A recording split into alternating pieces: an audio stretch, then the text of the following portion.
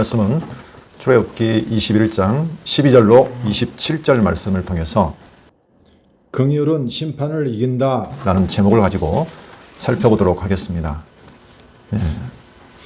오늘 제가 살펴볼 내용은 하나님께서 모세를 통해서 하나님의 거룩한 백성을 지금 삼으시는 내용, 이 내용이 모세 오경을 통해서 증거되고 있는데, 그 중에서 하나님의 그 중보자인 모세를 통해서 제일 먼저 하나님의 거룩한 백성을 창조해 내시는 내용을 저희가 살펴보고 있습니다. 그러니까 하나님의 거룩한 백성을 삼으신다는 의미는 하나님의 거룩한 백성으로서 이제 건져 내시는 게 출발점이죠. 그래서 이제 하나님의 백성으로서 정체성을 부여하시고 이제 시작을 하시는 겁니다. 건져내서 끝나는 것은 아니고, 그 백성, 하나님께서 나는 그들의 하나님이 되고 그들은 내 백성이 되리라 했기 때문에 하나님의 백성을 만들어가는 과정이 필요합니다. 그래서 내가 거룩하니 너희도 거룩하라 해서 이제 거룩한 백성으로서의 삶에 대한 규례, 제사나 성별 규례를 주시는 내용이 레위기에 나오고, 그 다음에 그 백성을 광야에서 훈련시켜서 교육을 시킵니다. 그게 민수기 내용에 보면 나옵니다. 그리고 신명기에 가면 이제 그 훈련돼서 세대 교체가 된 이스라엘 백성들, 아직 하나님의 역사나 율법을 잘 알지 못하는 그 세대들에게 다시 한번 율법을 재교육하는 내용이 신명기에 나옵니다. 그렇게 해서 하나님의 거룩한 백성으로서 만들어 가시는 내용, 그리고 나서 이제 하나님의 거룩한 기업의 땅으로 이끌어 들이시는 내용이 그 다음에 보면 여호수아부터 또 나오게 됩니다. 그러니까 하나님의 그 거룩한 백성을 만드시고, 그 다음에 하나님이 구별하신 거룩한 땅에 인도하셔서 그곳에 하나님께서 성전을 지으시고 그 가운데 거하시면서, 또 하나님이 택한 왕을 통해서 하나님의 거룩한 통치가 이루어지는 그 나라, 그게 바로 곧 나는 그들의 하나님이 되고 너희는 내 백성이 되리라 하는, 하나님께서 아브라함과 이삭과 야곱, 저희가 이제 이스라엘 열조라고 하는데 그 열조에게 주신 언약을 지금 그대로 이루어 가시는 내용을 저희가 살펴보고 있습니다. 자, 그 중에서 저희가 출애굽기, 하나님께서 약속대로 때가 되니까 모세를 통해서 애굽에서 자기 백성을 건져내시고 이제 광야로 인도하셔서 가나안 땅을 향해 가는데 언약을 맺으시는 장면을 지금 살펴보고 있습니다. 우리가 보통 신의 산 언약이다 이렇게 말씀을 합니다. 율법이라고도 하고 신의 산 언약이라고도 하는, 좀 더 엄밀하게 말하면 사실 언약 관계를 형성하는 겁니다. 하나님과 전혀 관계가 없던, 그렇죠? 애굽에서 애굽 바로의 통치를 받으며 종노릇하던 그 백성을 이제는 하나님과 관계를 맺고 하나님의 통치를 받는 하나님의 백성으로서의 어떤 법이 있어야죠. 언약 관계, 그 관계를 형성하시고 이제 하나님께서 그 가운데 성막을 지게 해서 그 가운데 함께 하십니다. 이게 바로 하나님의 백성의 정체성이라고 했습니다. 사실 저희도 똑같습니다. 참 중보자로 오신 그리스도 안에서 죄와 사망에서 건져내심을 받고, 그러나 여전히 죄인이잖아요. 그래서 하나님께서 우리와 새 언약 관계를 맺으시고 이제 우리 안에서 속사람, 내면에서 성령을 통해서 우리를 계속적으로 광야 같은 세상에서 훈련시키시고 거룩하게 하시고 결국은 약속의 땅으로 하나님께서 인도하실 겁니다. 자, 오늘 그 언약 관계를 형성하는 내용, 출애굽기 19장부터 24장 18절까지 내용 중에서 제일 먼저 시내산 언약 수립의 준비를 하는 내용이 19장에 나옵니다. 그렇죠? 성별시키고, 그렇죠? 이제 하나님이 강림하십니다. 시내산에. 그리고 이제 시내산 언약의 내용을 말씀해 주십니다. 나하고 너희하고 이제 하나가 되는데, 결혼을 하는데 그 결혼 서약의 내용이 무엇이냐라는 것을 말씀해 주십니다. 보통 이 시내산 언약의 내용을 보통 언약서라고 말합니다. 언약서. 오늘 이제 조금, 자, 언약서. 어떤 책이란 얘기죠. 그러니까 하나님의 언약을 담고 있는 책이다 해서 언약서라고 합니다. 언약서. 이 언약서의 내용이 출애굽기 20장부터 그 다음에 23장까지 이게 언약서의 내용입니다. 다른 말로 하면 시내산 언약의 내용입니다. 이 내용이 있고 나서 뒤에 내용을 보시면 이제 공식적으로 신의 언약을 체결하는, 공포하는 내용이 나옵니다. 그게 바로 24장. 이것은 언약 체결, 언약의 이제 공식적인 체결 장면이 나옵니다. 이게 24장. 여기는 20장부터 23장까지 이렇게 나옵니다. 19장에는 언약 수립의 준비를 하고 이제 그 언약서의 내용을 하나님께서 알려주시고 그 다음에 언약을 다 알려준 다음에 이제 공식적으로 하나님과 이스라엘 백성이 언약을 체결하는 어떤 그런 행사를 갖습니다. 그래서 이 언약서의 내용은 잘 보시면 제일 먼저 나오는 것이 이 언약서의 내용은 십계명입니다. 이게 20장 1절로 26절까지 십계명, 그 다음에 이제 21장부터 23장 19절까지가 이제 법규. 예전에는 율례란 말도 했습니다. 네, 법규를 수여하시고 그 다음에 이거 이제 언약서의 내용입니다. 여기까지. 그 다음에 이제 언약을 다 가장 기본적이고 핵심적인 언약의 내용을 다 말씀하시고 나서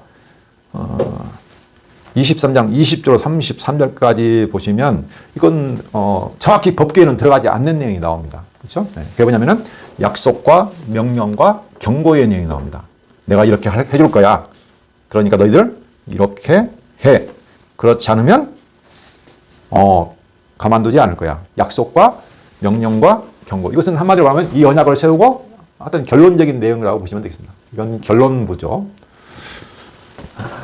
이렇게 보시면 언약의 결론부. 언약을 지금 쭉 이게 십계명과 법규가 십계명은 가장 기본이 되는 핵심되는 핵심 원리라고 보통 저희가 알고 있습니다. 핵심 원리. 그다음에 이제 법규는 그 핵심 원리에 기초한 구체적인 삶에서의 적용이라고 보시면 되겠죠. 이제 구체적인 적용이다. 실생활에서.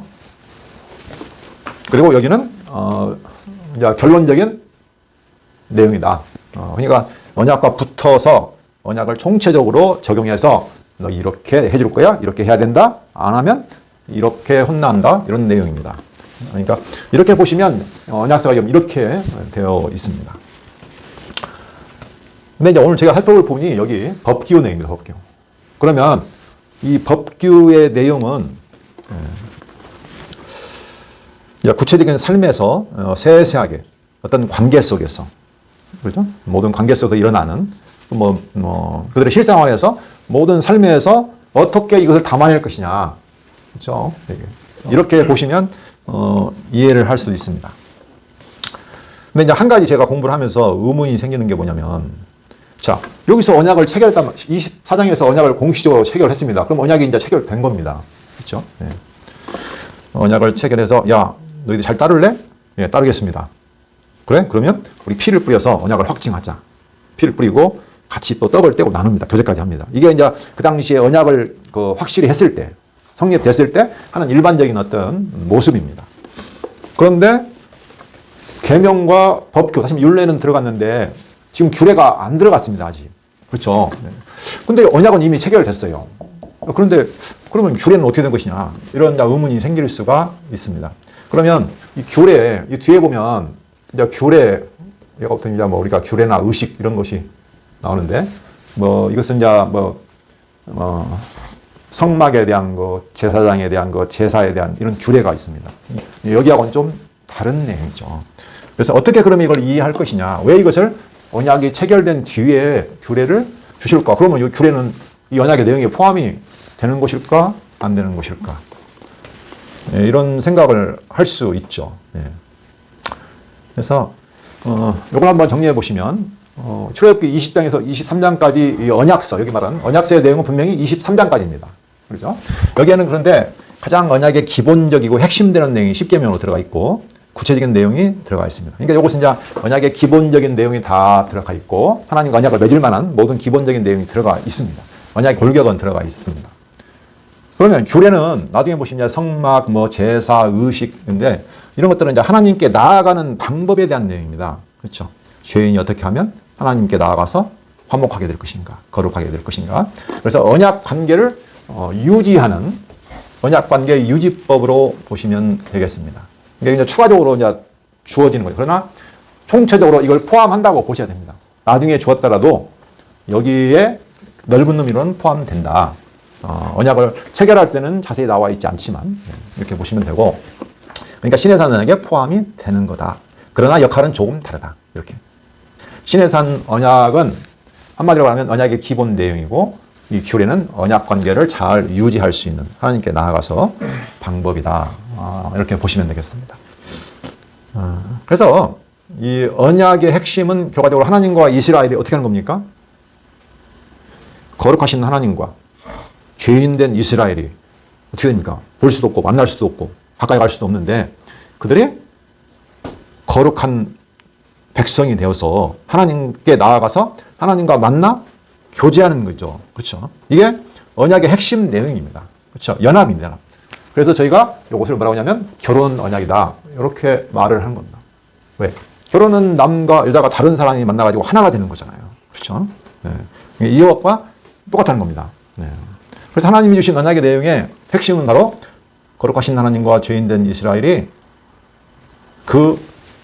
이런 언약서와 규례를 통해서 하나님과 완벽한 하나로 관계를 맺는 것, 이렇게 보시면 되겠습니다.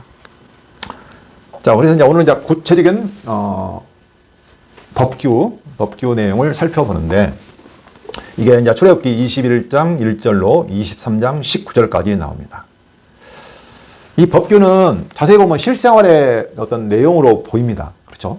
어떤 사람들은 뭐 사회법이다, 이렇게도 보고 뭐 시계명을 도덕법을 보는데, 그러나 단순히 세상의 사회법으로 보면 안 된다고 지난 시간에 말씀을 드렸습니다. 이것은 전부 다 여기 십계명에 기초를 해서 나온 것이고, 더 깊이 들어가면 사실은 출애굽기 20장 2절로 3절에 나온 거의 서론과 같은 내용이 있습니다. 십계명을 주시기 전에. 그렇죠?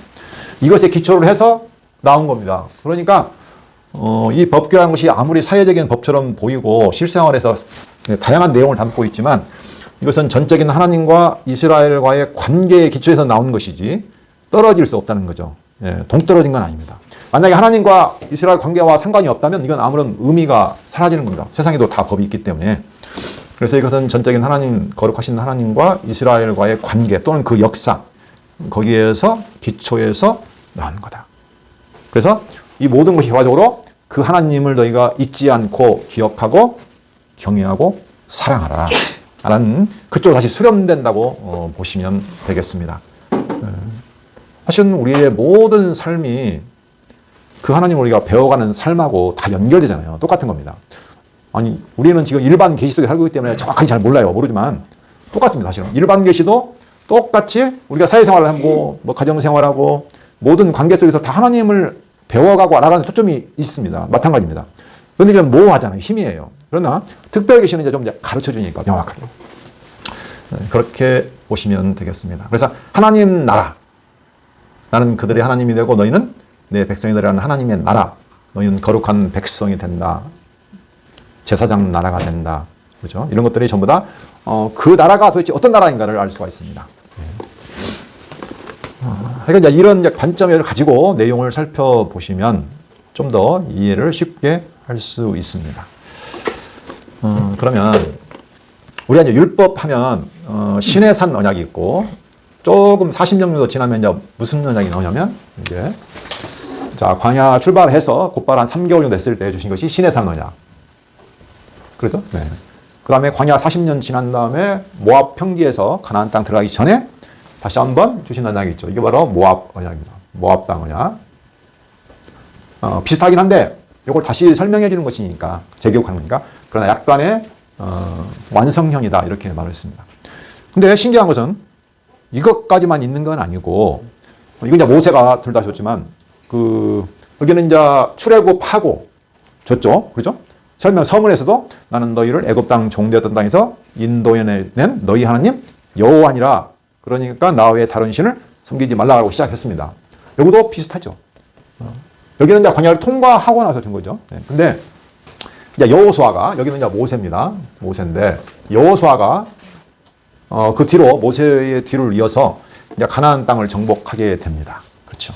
그러니까 하나님이 뭔가 언약을 주실 때는 그 앞에 어떤 역사가 있다는 겁니다. 그렇죠? 출애굽의 역사가 있기 때문에 이 언약을 주신 거잖아요. 그렇죠. 출애굽의 역사, 그다음에 홍해 바다의 역사, 그다음에 뭐 마라나, 엘림 또는 뭐 에담 등등, 또는 우리가 이제 공부해 왔던 여러 가지 사건들이 뭐 반석에서 물을 내는 사건들, 그렇죠? 이런 많은 사건들을, 또 뭐 아말렉과 전쟁 이런 거 통해서 하나님의 역사를 잘 보고 나서 지금 시내산 언약을 주신 거거든요. 또 여호수아도 마찬가지입니다. 광야를 가서 요단 동편 땅에 있는 아모리 왕의 그 두 왕, 아주 그 강대한 왕이 있었는데 그 땅을 정복했죠. 요단강 동쪽에 있는 그 땅을 정복했습니다. 그 동쪽 왕. 그게 바로 큰 역사였죠. 그 역사가 있었고, 그 다음에 또 무슨 역사가 있었을까요? 하여간, 그 다음에 이제 모압 왕 발락이 발람 선지자를 통해서 이스라엘을 저주하려고 했잖아요. 근데 하나님이 그걸 막으셨어요. 막아가지고 축복으로 바꿔버렸습니다. 이스라엘 백성을 보호하신 거예요. 그렇죠?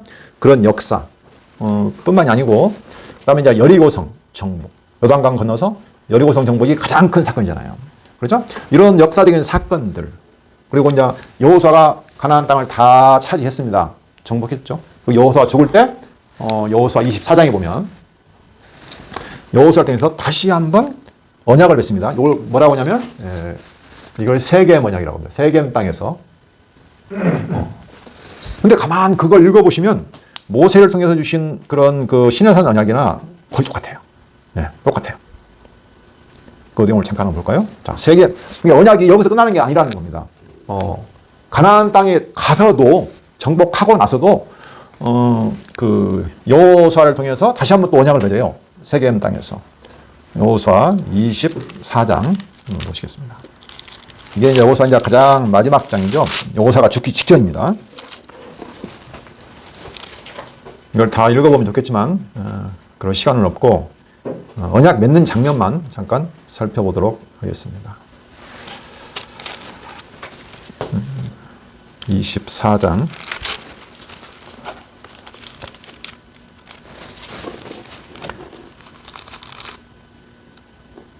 18절 한번 볼까요? 18절. 여호수아가 나와 내 집은 여호와만 섬기겠다. 백성이 우리가 결단코 여호와를 버리고 다른 신들을 섬기기를 하지 아니하오리다. 이렇게 이제 말을 했습니다. 18절 보면 백성들이 그러죠. 여호와께서 또 모든 백성들과 이 땅에 거주하는 아모리 족속을 우리 앞에서 쫓아내셨습니다.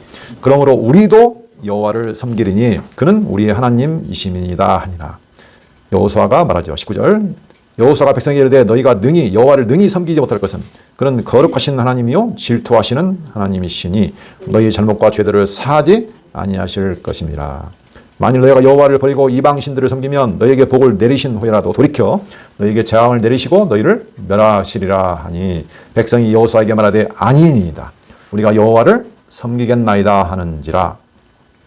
여호수아가 이제 너희가 증인이 되었다 이렇게 말하면서 25절 백성이 끝까지 섬기겠다고 합니다. 그날의 여호수아가 세겜에서 백성과 더불어 언약을 맺고 그들을 위하여 율례와 법도를 제정하였더라. 똑같죠. 모세가 한 것과요 거의 비슷합니다. 율례와 법도를 제정하였더라. 여호수아가 이 모든 말씀을 하나님의 율법책에 기록하고, 그러면 여호수아가 했던 모든 말도 율법책에 지금 기록이 됐다는 거잖아요.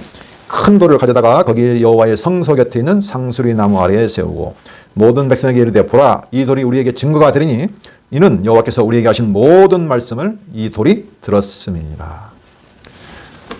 그러니까 세겜에서 지금까지 역사, 하나님께서 우리를 인도해서 출애굽의 광야 인도부터 뭐 홍해바다까지 등등 또 아모리 왕 두 큰 왕을 죽여 동편 땅을 정복하게 하시고 여리고성 정복하게 하시고 그 다음에 이 땅 가나안 땅을 지금 정복하게 하신 모든 일을 듣고 이제 여호수아가 죽기 전에 나는 여호와 섬기겠다. 그러니까 우리도 섬기겠습니다. 다시 또 언약을 맺어요.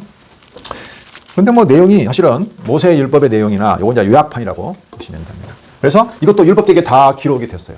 그렇죠? 그러니까 율법이 저희는 시내산에만 또는 모압 땅에만 줄 알았더니 이게 바로 가나안 땅을 이미 정복하고도, 그죠? 아직 왕은 주지 아니었지만 그때에도 다시 한번 상기시키는 거예요, 율법을. 예. 그래서 이 율법은 가나안 땅 정복하고서도 다시 한번 주어진다. 이렇게 우리가 생각을 해볼 수가 있습니다.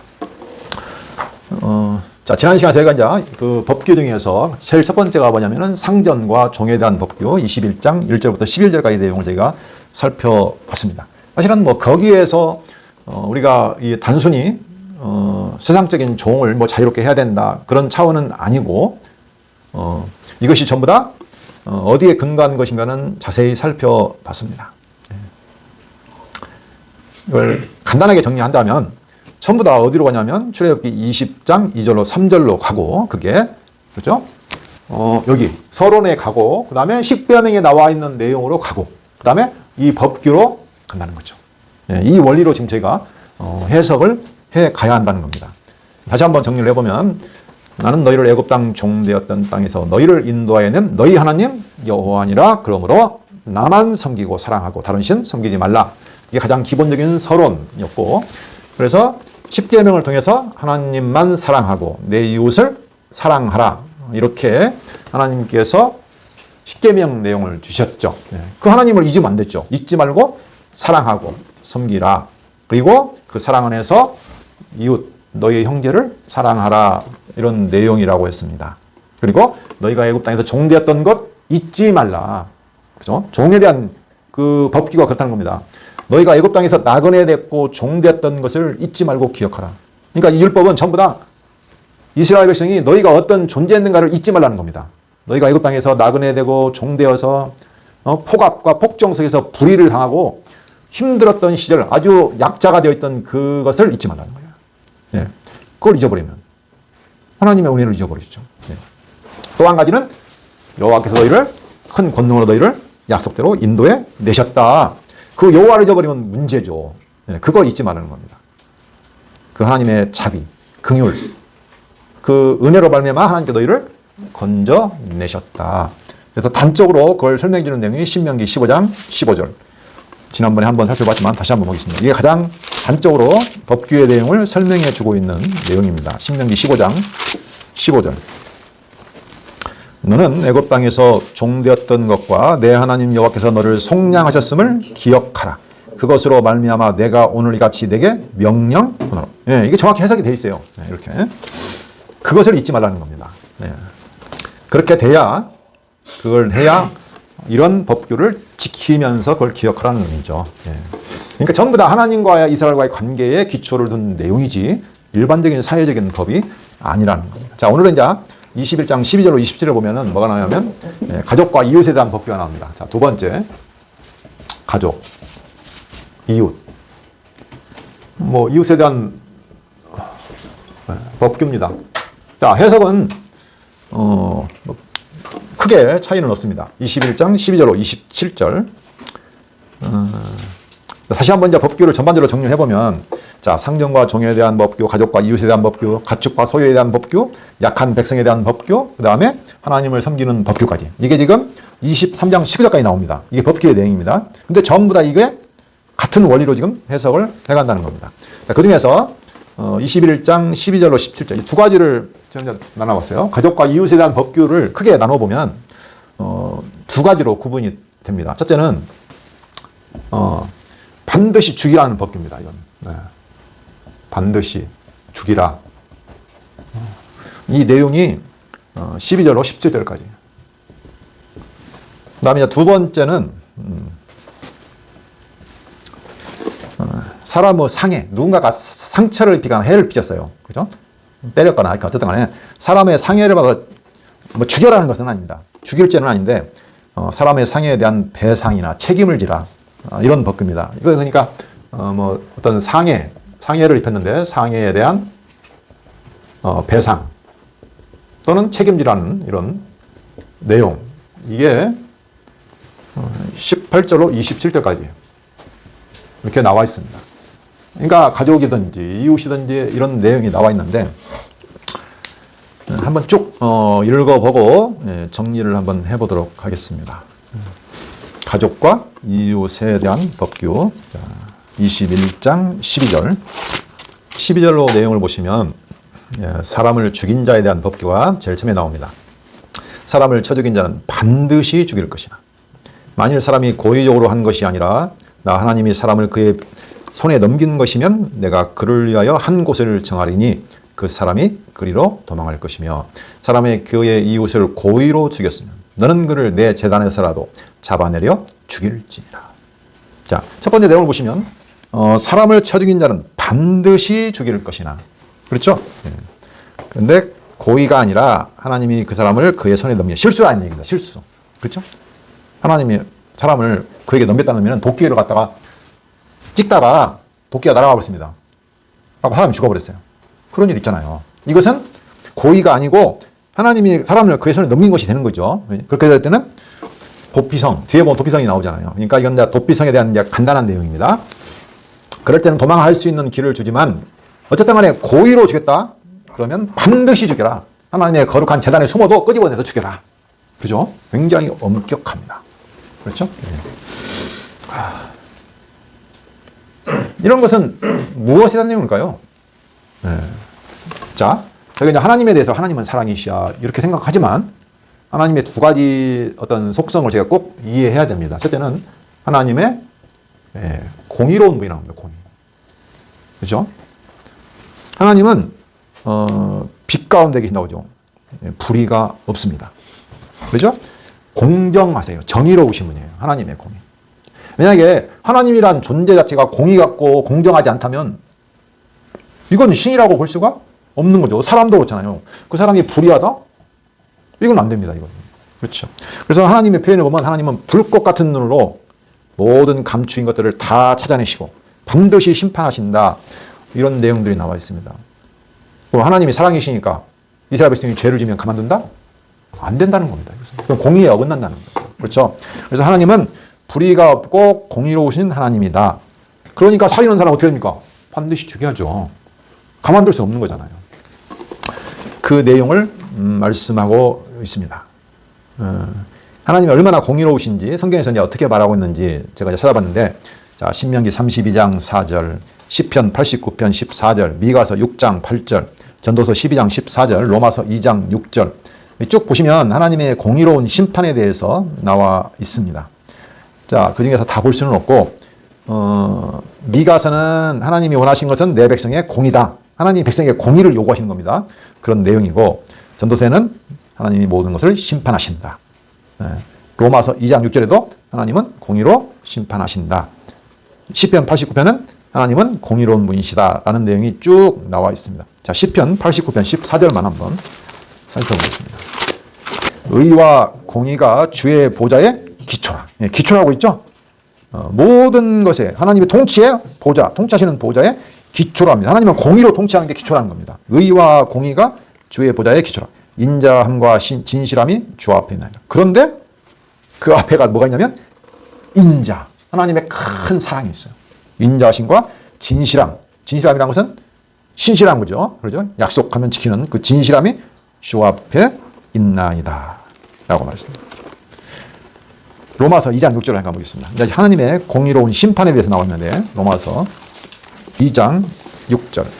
하나님께서 각 사람에게 그 행한 대로 보응하시되. 그렇죠? 하나님께서 각 사람에게 그 행한 대로 보응하시되. 하나님은 의로우신 심판이 그 위에 5절에도 진노의 날, 곧 하나님의 의로우신 심판이 나타나는 그날에 임할 진노를 내게 쌓는다. 하나님은 반드시 죄에 대해서 심판하시는 공의로운 하나님이다. 행한 대로 갚으신다라고 말씀해 주셨습니다. 무섭죠? 우리가 하나님의 공의 앞에 다가갈 수 있을까요? 누가? 죄인이.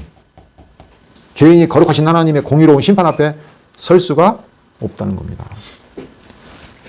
그래서 하나님은 우리는 내면에 모르니까, 드러나지 않으니까 모르겠지만 하나님은 불꽃 같은 눈으로 그걸 다 보신다는 겁니다. 감찰하신다고 하죠. 그래서 하나님께서는 어떤 것도 놓치는 경우가 없다. 그 앞에는 누구나 두려워 심판 앞에 떨게 된다는 겁니다. 자, 다시 이제 출애굽기로 가서 그 성품, 하나님의 백성이라는 것은 하나님과 연합이잖아요. 그렇죠? 내가 공의로운데 백성이 공의롭지 않다? 이거 같이 갈 수가 없는 거죠. 연합이 안 됩니다, 이것은. 그래서 하나님께서 당연히 백성들에게 요구하는 것이죠, 이게. 자, 그럼 이제 두 번째로 갈 거고요. 이제 부모를 치는 자에 대한 법규가 21장 15절에 나옵니다. 15절에 보시면 자기 아버지나 어머니를 치는 자는 반드시 죽일지니라. 아니, 자기 아버지나 어머니를 치는 자는 반드시 죽여야죠. 예. 이건 뭐 두 말할 것도 없는 거죠. 예. 계명에도 보면 부모를 공경하라. 그게 나오죠. 예. 자, 16절부터 보시면 이제 사람을 납치한 자에 대한 법규가 나옵니다. 사람을 납치한 자가 그 사람을 팔았든지 자기 수하에 뒀든지 그를 반드시 죽일지니라. 예. 이것도 하나님의 공의로운 심판이죠. 그 다음에 17절 자기의 아버지나 어머니를 저주하는 자는 반드시 죽일지니라. 예. 아까 15절에도 나와 있고 17절에도 나와 있습니다. 자기 아버지 어머니를 치거나 저주하거나 하는 자는 반드시 죽일지니라. 계명에 보면 부모를 공경하라. 그렇죠. 예. 이렇게 하나님의 공의로운 법규에 대한 내용이 나옵니다. 물론 부모를 공경한다는 의미가 어떤 의미인가에 대해서는 지난번에 설명을 해드렸습니다. 오늘은 하나님의 공의로운 면에 초점을 지금 맞춰서 말씀을 드리고 있습니다. 좀 더 가볼까요? 네.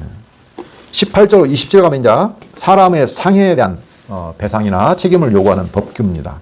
18절 첫 번째 19절까지 보면 사람과 싸우다가 어떤 상황이냐면 사람과 싸우다가 상해가 생겼을 때 어떻게 할 것이냐에 대한 법규입니다. 사람이 서로 싸우다가 하나가 돌이나 주먹으로 그의 상대방을 쳤으나 그가 죽지 않고 자리에 누웠다가 지팡이를 짚고 일어나 걸으냐. 죽었을 때는 당연히 죽여야 되지만 살아있다는 거죠. 짚고 일어나 걸으면 그를 친 자가 형벌은 면하되 그간의 손해를 배상하고 그가 완치되게 할 것이다. 예. 책임이죠. 네. 책임해서 배상하라는 겁니다. 그 다음에 20절 보시면 20절, 21절은 종에 대한 겁니다. 사람이 매로 그 남종이나 여종을 쳐서 당장에 죽으면 반드시 형벌을 받으리니와. 예. 당장 죽어버리면 형벌을 받는데 그가 하루나 이틀을 염려하면 형벌을 면하리니 그는 상전의 재산임이라. 여기 나와 있죠. 그 당시에 종은 상전의 재산 취급했어요. 그러나 그 종도 함부로 죽이면 형벌을 받고 그렇지 아니하고 염려하면 형벌은 면한다. 그러니까 사람과 다르게 취급했네요. 거의. 그렇죠. 종은. 하루 이틀 앓다 죽어도 형벌은 면한다는 의미 아닙니까 이게? 그렇죠. 이 종이라는 신분이 상당히 얼마나 힘든 위치였는가 제가 알 수 있습니다. 그 다음에 22절로 25절 보면 이제 임신한 여인을 쳤을 때 사람이 서로 싸우다가 임신한 여인을 쳐서 낙태하게 하였으나 다른 해가 없으면 그 남편의 청구대로 반드시 벌금을 내되 낙태를 했으면 당연히 어떻게 됩니까? 벌금을 내야 되죠. 재판장의 판결을 따라 낼 것이니라. 그러나 다른 해가 있으면 갑대. 이거 나오죠. 그러나 다른 해가 있으면 갑대. 생명은 생명으로. 생명이 죽었으면 생명으로. 눈은 눈으로. 이는 이로. 손은 손으로. 발은 발로. 된 것은 된 것으로. 상하게 한 것은 상함으로. 때린 것은 때림으로 갚을지니라. 중요한 것은 반드시 상하거나 때렸거나 이건 어떤 해를 끼쳤으면 어떻게 해요? 반드시 갚아야 된다. 그렇죠? 책임지라는 겁니다. 책임. 갚아야 돼요. 자, 그 다음에 26, 20절 마지막 절 보시면 사람이 그 남종의 눈이나 종에 대한 것도 나옵니다. 사람이 그 남종의 한 눈이나 여자의 한 눈을 쳐서 상하게 하면 그 눈에 대한 보상으로 그를 도와줄 것입니다. 이거 보상이죠. 보상. 이것도 일종의 배상이죠. 네, 보상해야 된다. 또 그 남종의 이나 여종의 이를 쳐서 빠뜨리면 그에 대한 보상으로 그를 놓아줄지니라. 예. 그 당시에 이가 굉장히 중요했나 봅니다. 그렇죠? 지금 생각해보면 이 빠졌다고 놓아준다고요? 조금 그렇죠? 좀 센 것 같지 않는데 지금이야 뭐 일을 다시 우리가 할 수도 있지만 그 당시는 다시 할 수 있었을까요? 못하죠. 예. 기술이 안 되죠. 그러면 평생 못 먹고 힘들잖아요. 예. 그때 우리하고 지금하고는 상황이 다릅니다. 자, 오늘 내용을 보시면 하나님 어떻게 합니까? 굉장히 공의롭죠. 그렇죠? 반드시 해를 끼쳤으면 배상하거나 책임을 지거나 보상해야 됩니다. 예. 적절한 보상. 그래서 하나님의 공의에 대해서 나와 있습니다. 자, 이게 이제 우리가 이걸 어떻게 우리가 받아들일 것이냐 굉장히 중요합니다. 가족과 이웃에 대한 법규. 다른 말로 말하면 이것은 이웃에게 뭔가 해를 끼친다. 이웃 사랑에 대한 법으로 볼 수 있습니다. 그렇죠? 네. 그래서 이걸 우리가 직접 해석하지 않고 이것을 성경에 근거해서 예수님의 시각과 신약 성경을 기록한 사도들의 시각으로 이걸 해석하면 아마 정확할 것이라고 생각을 합니다. 나는 이렇게 하나님이 주신 율법을 내가 날마다 잘 지키고 있어.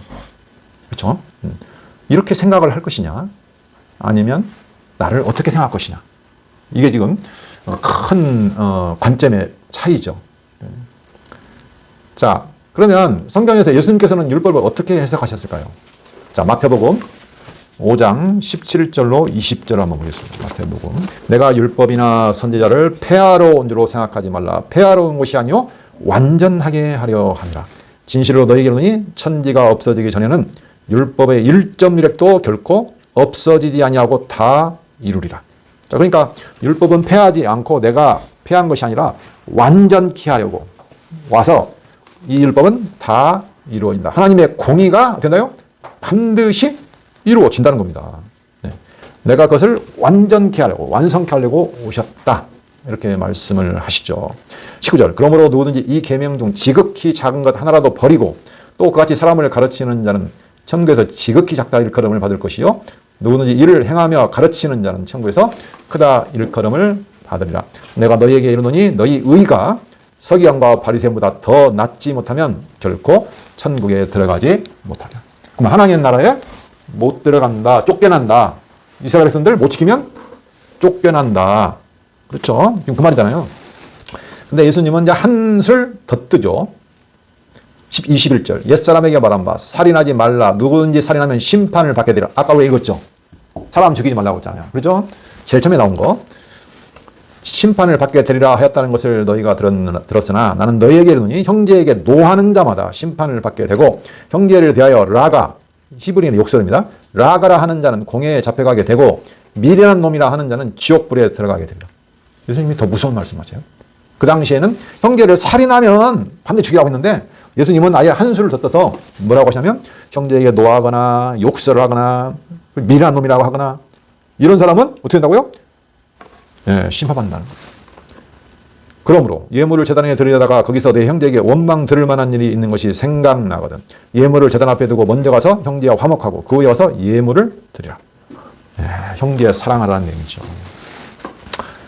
자, 26절. 진실로 내게 이르노니 내가 한 푼이라도 남김이 없이 다 갚기 전에는 결코 거기서 나오지 못하리라. 예외도 없고 봐주는 것도 없습니다. 한 푼이라도 완벽하게 갚아야 돼요. 보상 책임 다 해야 됩니다. 그뿐만이 아니죠. 27절. 간음하지 말라 했다는 것을 너희가 들었으나 나는 너희에게는 음욕을 품고 여자를 보는 자마다 이미 간음하였느니라.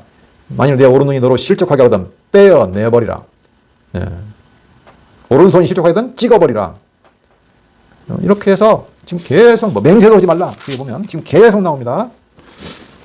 그 다음에 이제 오늘 나온 내용하고 비슷한 내용 하나 있습니다. 자, 38절. 또 눈은 눈으로 이는 이로 갚으라 하였다는 것을 너희가 들었으나 이게 제가 아까 법규에서 오늘 읽었던 내용입니다. 그렇죠? 그 임산부 쳤을 때 나온 내용, 뒤에 나온 내용이죠. 또 눈은 눈으로 이는 이로 갚으라 하였다는 것을 너희가 들었죠. 모세를 통해서. 나는 너희에게 이르노니 악한 자를 대적하지 말라. 네? 바뀌었어요 또. 누구든지 내 오른편 뺨을 치거든 왼편도 돌려대며 또 너를 고발하여 속옷을 가지고자 하는 자에게 겉옷까지도 가지게 하며 또 누구든지 너로 억지로 오리를 가게 하거든 그 사람과 심리를 동행하고 내게 구하는 자에게 주며 내게 꾸고자 하는 자에게 거절하지 말라. 내 이웃을 사랑하고 내 원수를 미워하라 하였다는 것을 너희가 들었으나 또 바꾸시죠. 나는 너희에게 이르노니 너희 원수를 사랑하며 너희를 박해하는 자를 위하여 기도하라. 이같이 한 자가 하늘에 계신 너희 아버지의 아들이 되리니. 이렇게 해야 하늘에 계신 너희 아버지의 아들이 되리니 이는 하나님이 그 해를 악인과 선인에게 비추시며 비를 의로운 자와 불의한 자에게 내려주심이라. 너희가 너희를 사랑하는 자를 사랑하면 무슨 상이 있으리요? 세리도 이같이 하느냐 아니하느냐. 또 너희가 너희 형제에게만 무난하면 남보다 더하는 것이 무엇이냐. 이방인들도 이같이 아니하느냐. 그러므로 결론입니다. 하늘에 계신 너희 아버지 온전하심과 같이 너희도 온전하라. 와, 이건 예수님이 어떻게 빠져나갈 공간을 지금 완벽하게 막았습니다. 구약에서는 내가 지킬 것도 같다. 그죠? 살인 안 할 수도 있잖아요. 그죠? 간음 안 할 수도 있고. 근데 예수님은 지금 하늘에 계신 너희 아버지 온전하신 것 같이 너희도 온전해야 하늘에 계신 너희 아버지 아들이 된다.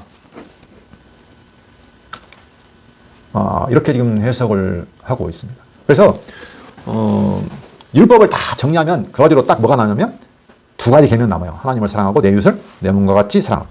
할 수 있을까요? 우리가 하나님을 온전히 사랑하고 마음과 뜻과 정성을 다해 다 사랑하고 내 이웃을 내 몸과 같이 사랑할 수 있을까요? 야고보서에 보면 이웃사랑이 최고의 법이라고 했습니다. 안 됩니다. 하나님과 공의를 우리가 맞출 수가 없죠. 이웃사랑도 할 수 없어요. 그럼 어찌라는 얘기입니까, 이게? 근데 그게 그리스도 안에서 이루신다는 거예요. 내가 완벽하게 성취한다는 거예요. 예수님이 하나님을 사랑하고 순종했잖아요. 자기 형제를 위해서 목숨을 바쳤잖아요. 예수님이 온전히 이루신 거예요, 율법은. 그렇죠. 그래서 이 율법은 우리로 하여금 야, 너 그거 잘 지켜서 아주 좋아, 훌륭해, 의로워 이런 내용이 아니고 우리의 죄를 다 드러내는 겁니다. 율법 앞에 가면 내가 죄인이구나, 내가 하나님 앞에 심판받을 존재구나, 이거 내가 아무것도 아니구나. 그리고 그리스도께로 우리를 찾아야 되죠. 그렇죠. 그러니까 율법과 선지가 다 누구에 대해 말한다고요? 나에 대해 말한다고. 그리스도에 대해서. 율법과 선지와 시가가 모두 나에 대해 말한다. 이것을 다 이루실 그리스도. 우리로는 소망이 없으니까. 그죠? 그래서 하나님의 그 사랑, 하나님이 우리를 사랑하시잖아요. 근데 하나님은 공의로우신 분이에요. 죄를 그냥 지나칠 수가 없어요. 그래서 어떻게 해요? 공의도 이루어야 되고 사랑도 이루어야 되니까 하나님께서 누구를요? 당신의 아들을 준비하셔서 그 모든 하나님의 공의의 심판을 누구에게? 자기 아들에게 다 덮어 씌워서 십자가에서 죽이심으로 다 책임을 지신 겁니다. 배상하고 보상하고. 그렇죠? 그리고 그의 부활로 말미암아 우리를 다시 살리셨다. 의롭게 하셨다는 거죠. 그러니까 그리스도 안에서 하나님이 이루신 거예요. 그러니까 율법은 다시 지금 전부 다 누구에 대해 말하고 있습니까? 오실 그리스도에 대해서 말씀하고 있죠. 그리스도 안에서만 하나님의 공의와 긍휼이 조화가 돼요. 예. 예수님 가시면서도 새 계명을 주셨죠. 뭐냐면 너희는 서로 사랑하라. 똑같아요. 근데 못 이뤄요, 우리도. 그래서 하나님께서 예수님께서 우리에게 내 안에 진리의 영, 성령을 보내서 그것을 이루게 하신다는 것. 그게 바로 새 언약의 내용입니다. 예. 이 사랑, 하나님의 사랑이 어떻게 돼요? 하나님의 공의를 어떻게 합니까? 하나님의 심판을 어떻게 했습니까? 이겼어요. 자, 볼까요? 자, 베드로전서 4장 8절. 무엇보다도 뜨겁게 서로 사랑할지니 사랑은 허다한 죄를 덮느니라. 그렇죠?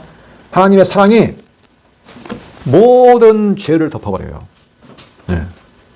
좀 더 정확히 나와 있는 부분은 야고보서 2장 13절을 보시니까 앞에 있습니다. 그 당시에 사람들이요, 차별을 했어요. 사람들을. 차별하고 판단했어요. 그러니까 너희들 9절부터 볼까요? 만일 너희가 사람을 차별하여 대하면 죄를 짓는 것이니 율법이 너희를 범법자로 정죄하리라. 그래서 12절 보시면 너희는 자유의 율법대로 심판받을 자처럼 말도 하고 행하기도 하라. 긍휼을 행하지 아니하는 자에게는 긍휼 없는 심판이 있으리라. 예. 판단하고 정죄하고 하지 말라는 겁니다. 긍휼을 행하지 아니하는 자에게는 긍휼 없는 심판이 있으리라. 긍휼은 심판을 이기고 자랑하는 자. 우리는 하나님의 긍휼 안에서 자유화진 거예요. 그렇죠? 그런 하나님의 긍휼을 받은 자가 가난한 자나 약한 자를 향해서 판단하고 정죄하고 하는 것은 지금 너는 하나님의 긍휼을 지금 어떻게 해요? 행하지 않았다는 거예요. 하나님의 긍휼을 받았는데 그런 자에게는 긍휼 없는 심판이 있다는 거예요. 예. 그러나 긍휼은 심판을 이기고 자랑하죠. 하나님의 긍휼이 하나님의 공의를 어떻게 해요? 삼켜버린 거죠. 그래서 하나님이 예수 그리스도를 보내서 하나님의 긍휼로 어떻게 해요? 공의를 덮으신 거예요. 이기신 거예요. 예. 그래서 교회에게는 이제 새 계명, 내가 너희를 사랑했으니까 너희도 서로 사랑하라. 이 계명을 주신 거죠. 예. 자, 결론적으로 하나님의 나라는 바로 하나님의 그 영원한 사랑, 인자, 긍휼 안에서, 그죠? 안에서 이웃을 사랑하며 사는 나라. 그런 관계를 맺는 나라가 바로 하나님의 나라입니다. 그죠? 그 하나님의 영원한 긍휼과 사랑 안에서 있지 않으면 결코 이웃 사랑이 안 됩니다. 네. 내가 뭔가 있다고 생각하고 나는 저 사람하고 다르다 생각하고 판단하고 정죄하면 안 됩니다. 절대 화합도 안 되고. 근데 세상을 잘 보시면 모든 사람이 자기가 의롭다고 생각하고 남을 판단하고 정죄하고 그러니까 사회가 하나가 될 수 없는 거죠. 사랑이 아니에요. 사랑이. 자기가 죄인이라는 것을 잊어버렸어요. 네. 그래서 하나님이 율법을 주신 겁니다. 너희들 이스라엘 백성들 아무것도 아니야. 너희들 못 지켜. 그죠? 네. 그래서 너는 티끌이야. 없어. 무능한 죄인이야. 그거 발견하라고. 그래서 하나님이 너에게 그리스도인에서 완벽한 긍휼을 주셨다고. 예. 그 은혜를 깨달아서 어떻게 하라고요? 사랑하며 살으라고. 예. 율법을 주신 거죠. 예. 그런 면에서는 율법은 참 좋은 겁니다. 하나님의 은혜를 깨닫게 하시니까요. 자, 오늘은 가족과 이웃에 대한 법규의 내용을 살펴보았습니다. 긍휼은 심판을 이긴다. 그 하나님의 긍휼을 기억하는 저희들 되었으면 좋겠습니다. 기도하고 마치도록 하겠습니다. 완벽하게 공의로우시고 거룩하신 하나님께서 당신의 그 크고 영원한 긍휼과 사랑과 인자로서 그 모든 심판을 이기시고 덮어버리시고 그 큰 사랑을 베풀어 주신 것을 생각할 때 감사와 찬양을 드립니다. 하나님께서 보내주신 그리스도 안에서 그 크신 긍휼 안에서 우리가 그 사랑을 깨닫고 그 사랑 안에서 우리 형제와 이웃을 사랑함으로 진정한 하나님의 나라 천국을 누리는 저희들에게 인도하여 주시옵소서. 예수 그리스도 이름으로 기도합니다. 아멘.